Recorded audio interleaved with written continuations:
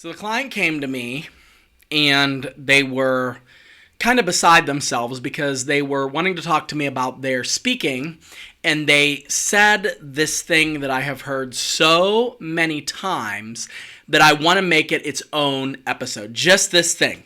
They said, help me with my speaking, but whatever you tell me isn't going to matter because of this reason. Let's get into it. Welcome to the Sam Linton Show, the podcast designed to help you shift your mindset, find your voice, and change your world. Sam is a pastor, coach, and expert communicator, helping leaders and entrepreneurs like you step into their purpose, speak with confidence, and make a lasting difference. So let's dive in. All right. Welcome to the Sam Linton Show. And I was talking about my client who came to me and said they had a problem with speaking. And of course, like I do with all clients, I really encourage them. I tell them about what is possible. I talk to them about other clients that I've worked with to help them in their speaking. And all of that seemed to move them. But then the whole entire tone shifted. And I felt them kind of pulling back. And I didn't quite understand because I was like, okay, I'm going to help you here. This is not that big of a deal. And they said, you're not going to be able to help me because I am a monotone person. I am a monotone person. Now, I've seen this person in many different contexts. Like I see them at their job. I've seen them in the church. I've seen them in leadership stuff. I've seen them in a bunch of places. But they told me, there's nothing I can do about this because I'm a monotone person. And I've heard that objection. I don't want to call it an objection. I don't know what you want to call it.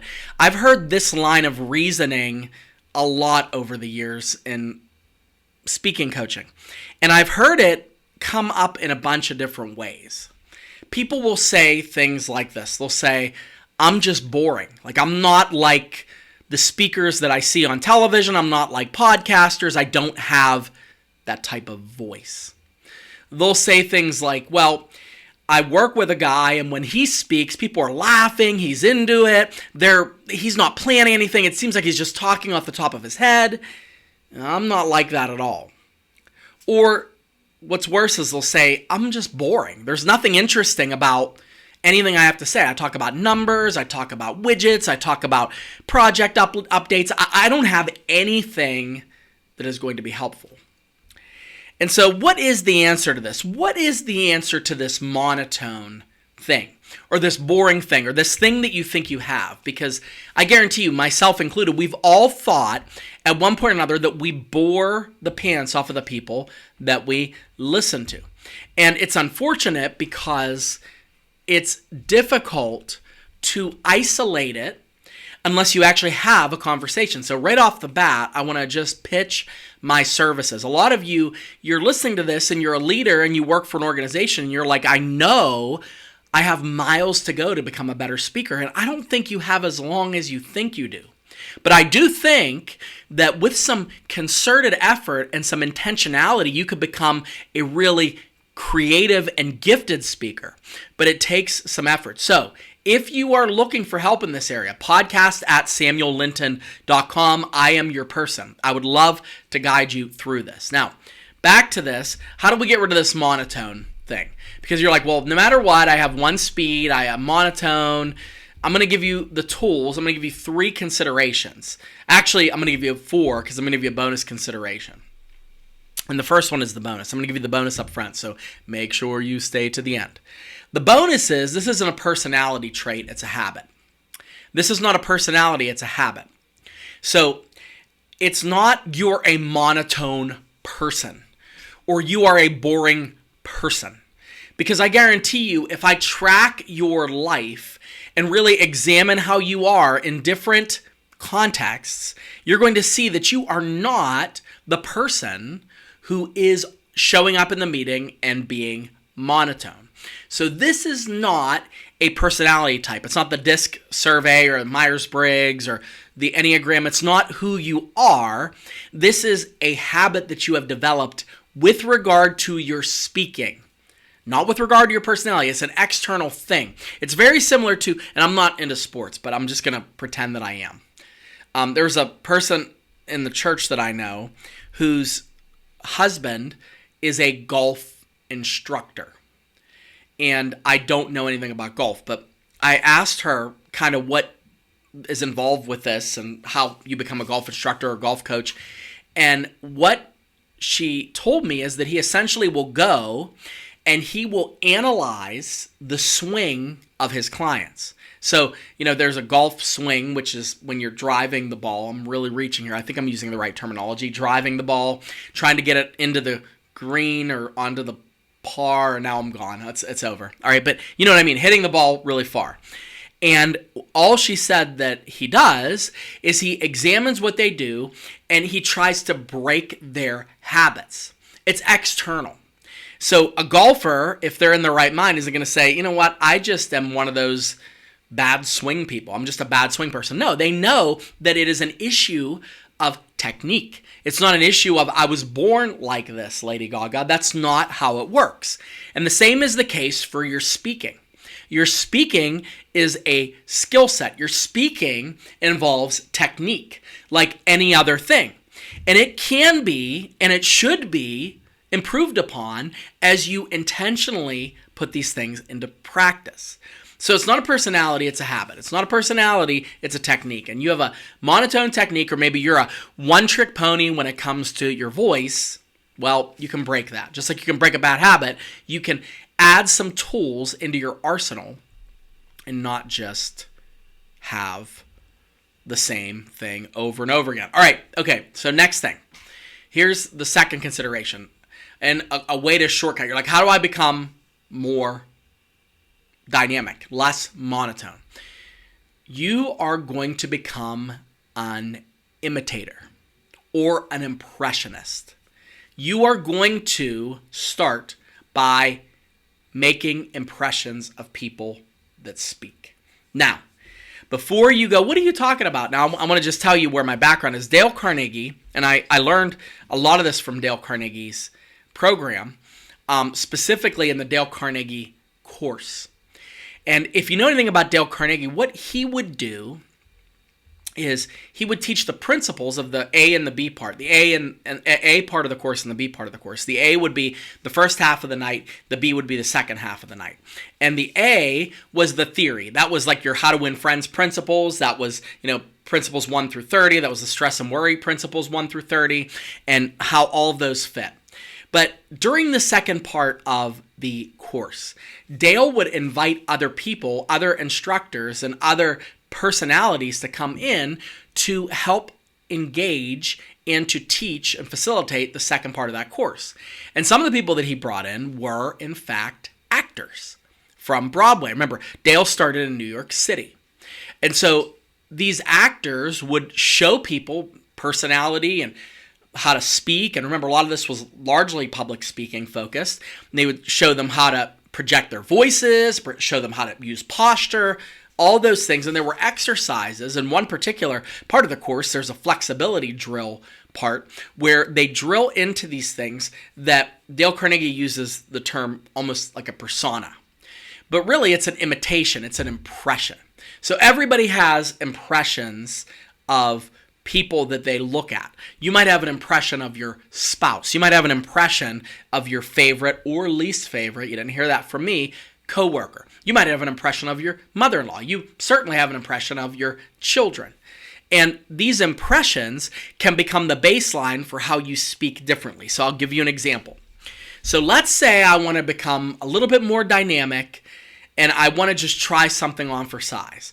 I might try to do an impression of President Trump. All right, so I've been working on my Trump impression. I might have debuted it a couple weeks ago in church. It went over really well. We got this big, beautiful bill. And now it's a little too Kermit the Frog there. We got this beautiful bill. It's the most beautiful bill. Maybe the most beautiful bill ever. Everybody's telling me. Everyone's telling me I'm the most beautiful bill. All right, so I'm not doing well. It's late. But that me doing that impression, like, and you're missing, I'm doing the hands, the cadence with the hands. It's maybe a foot long, maybe a 6 inch, whatever Subway has. It's a foot long or 6 inch. I don't know.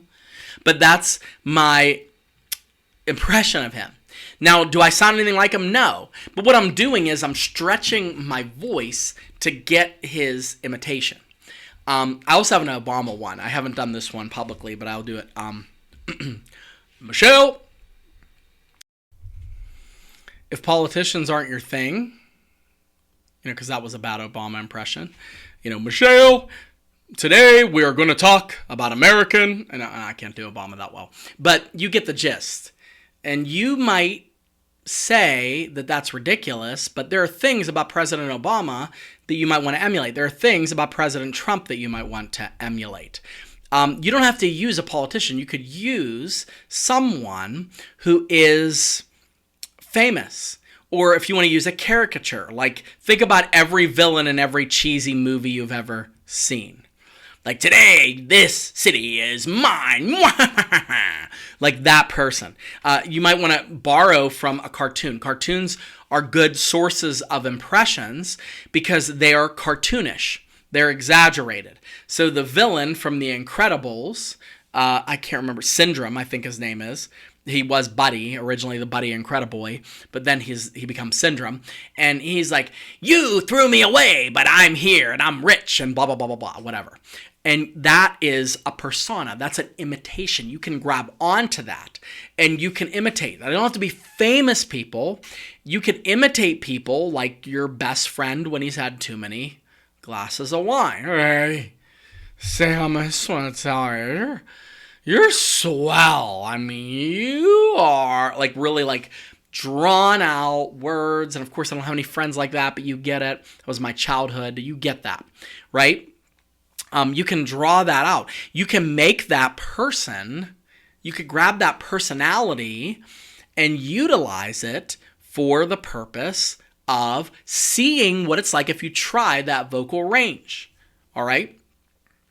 Think about how your grandma talks, like Sage, if your grandma. My grandma had a bit of a trucker's mouth, and she didn't really offer much advice, but I've seen some grandmas, and they're like, every time you take your first step, lassie, you are taking a step further into your journey. Now, that's a terrible grandma impression, and there's a bit of a Scottish accent there, but you get the gist. Like, that's how a grandma would talk. Here's a roll of quarters for you to take to the bank and buy yourself some candy or maybe a car. Because remember, they grew up when a car costs the same as a roll of quarter. I'm really reaching. But you get the gist. Like, your grandma is somebody you can imitate, and they probably talk different than your crazy Uncle Randy. Or your cousin Jim, who doesn't really talk much at all. He just grunts and one word, whatever. So look at these people in your life, and they're sources of adoption of impressions. You don't have to say, hey, Uncle Randy, today I was trying to be stupid. I did an impression of you. No. But you have to try it out for size and then see what it's like when you do it. Because what's going to happen is you might think this is stupid that I'm doing this, but when you hear yourself, you might like something about how Obama talks. America, Sam is great at this impression, right? Like, you might like his cadence, which we'll get to shortly. You might like that, but maybe you won't. Maybe you won't. Maybe you're going to be like, I got to be faster than this, or I got to be more like, this stand-up comedian that I like. Look at stand-up comedians. They're the ones that really have the corner of the market when it comes to public speaking, because I've talked to you before. If you want to study good communicators, there's no harder job than a stand-up comedian. You have people that are there waiting just to be entertained. And within 2 minutes, I'm like, this person is entertaining me. My funny bone is involuntarily tickled. You're going somewhere where you are hoping that they will get you to do something involuntarily, make me laugh. And they have about 5 minutes to get you there, right? So you see those communicators. There's tons of them you could study. You could study ones of old. You could study ones that are no longer alive. Norm Macdonald. You could study Sam Kinison, people like that. And again, I'm not condoning any of their acts or saying that they're great. I'm just saying that these were people that got paid scores and scores of money to communicate in front of large groups of people. And there might be something that you could learn from their techniques, because it's not boring. That's for sure. It's not mundane. It's not monotone. They're bringing something to the table, and it's unique to them. And why not try it for you? All right, so we talk about impressions. Let's talk next about using specific people to speak to. You're going to speak to specific people. Now, I've shared this before, and I'll share it again. I was doing a program, and there was a gentleman there who was like the COO or the CFO. He had a C and an O in his title, so he was a big shot for this big company, and he is a military guy. So as a military guy, everything was buttoned up and strong and stilted and very presentation mode. And I asked him how he speaks to his grandchildren. He's like, what are you talking about? Why would I talk to my team of 30 people from all over the country the way I talk to my grandchildren? I said, just humor me. We're together. What's the worst that could happen? And he started to speak in a completely different way. He was methodical. He was empathetic. He was kind. He was paced. And just him speaking to his grandchild changed his whole entire persona. Now, if you don't have grandchildren, you have different people that you communicate to. So when you're saying you are monotone, that's not what you mean. You are saying you are monotone when you're speaking to your team, not when you run into your best friend from college at a bar, not when you're with your cousin at a baseball game, certainly not when you are having a spirited discussion about politics with your uncle. You are going to speak differently in all of those contexts. I'll give you an example. If you and I bump into each other and we are chopping it up, it's probably going to be relaxed and friendly. But if you ran into the president, former or current, I guarantee you're probably not going to speak. Like, I'm not going to speak to President Obama or President Trump the way I'm speaking to you. It's not going to happen. And as much as I'd like to say I'm everywhere, but I'm the same as I am everywhere, if I ran into any of those people, if I ran into President Biden or a king or somebody, I'm going to be a little more buttoned up in my language. I'm going to, hey, what's going on? Hey, did you try this impression out? Like, no, of course not. Because I react differently. I'm going to speak to them in a different way that I speak to my children. I talk to my children differently than I talk to my boss. But think about if you are... Here, think about these couple things differently. Think about if you were giving advice to your 16-year-old self. How would that be? Think about how you would explain to your boss that you just made a $10 million mistake. Think about how you would explain the plot of your favorite movie to your spouse who hasn't seen it. Oh, I love La La Land. I love how the writer just pulls it all in, and Ryan Gosling and Emma Stone, they just make it, how would you speak about that? I like La La Land. Guilty pleasure. All right? How would you complain to your sibling about your parents? And then, how would you ask your mom or dad or grandparent or mentor a favor? I've been wanting to ask you this. I know you're really busy this weekend. I really, really, really hope that you could help me, right? Okay. So that is exactly how you would frame up what you're doing, is by thinking of one specific person at a time. Okay, now the final thing that we're going to do here when it comes to framing this all together is simply how we vary our pace, our pause, and our pitch. Sometimes it's not the way we sound, but it is the speed, the pace. It is how infrequently or frequently we pause, and then it's the up and the down. All right? So pace would be your speed. And you could go a long way by just speeding up at the parts that you're getting excited about and then slowing down when it matters. This is usually what you're going to do whenever you are trying to bring a point home or have a little more, what my favorite word is when it comes to executive speaking, gravitas.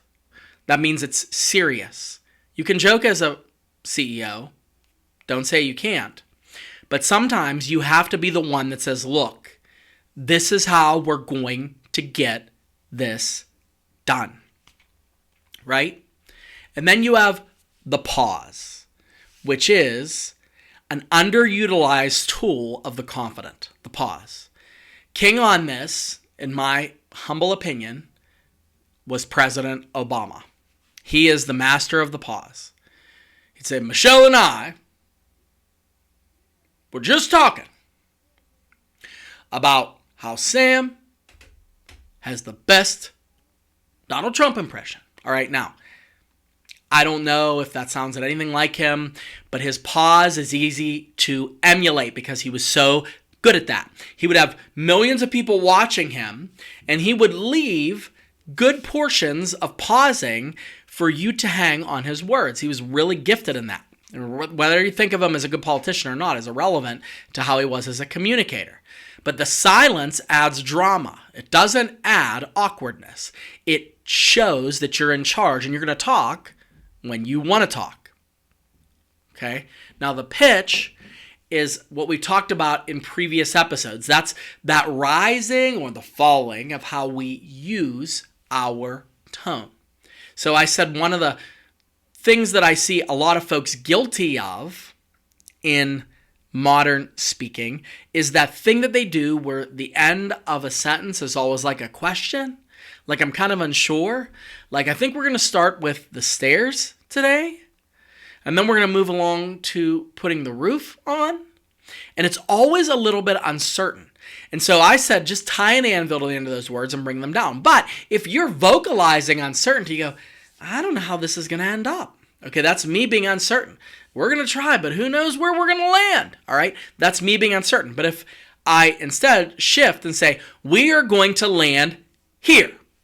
This is the word, and I'm putting it in charge. We are going to land on this.